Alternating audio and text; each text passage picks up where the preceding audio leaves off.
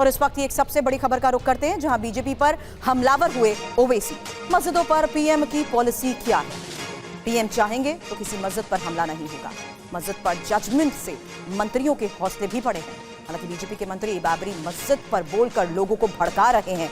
ओवैसी की तरफ से यह भी कहा गया, हम नरेंद्र मोदी सरकार से जानना चाहते हैं कि 1991 का प्लेसेस ऑफ वर्शिप एक्ट जो है, उस पर भारत के प्रधानमंत्री और उनकी सरकार का क्या मौक़िफ़ है। क्यों नहीं केंद्र सरकार, वजीर आजम, प्रधानमंत्री नरेंद्र मोदी ये कह देते हैं कि हम 91 के प्लेसेस ऑफ वर्शिप एक्ट को फॉलो करेंगे, उसको अबाइड करेंगे। किस्सा खत्म कर दीजिए ना।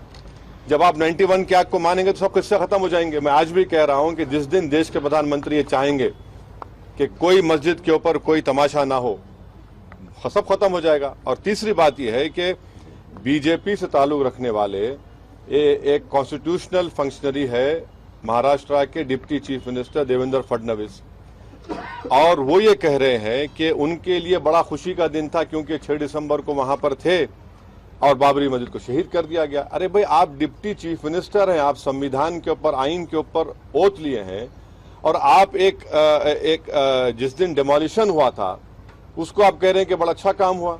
वो प्रोवोक नहीं कर रहे हैं, वो इंसाइट नहीं कर रहे हैं। एक डिप्टी सीएम रहकर इस तरह की बकवास कर रहे हैं। और अगर देवेंद्र फडणवीस को इतना हिम्मत अब आ गई है तो कोर्ट में जाकर कहना था कि हाँ मैंने तोड़ा मस्जिद को, कहना था ना। आपने नहीं कहा, डर के नहीं कहा आपने।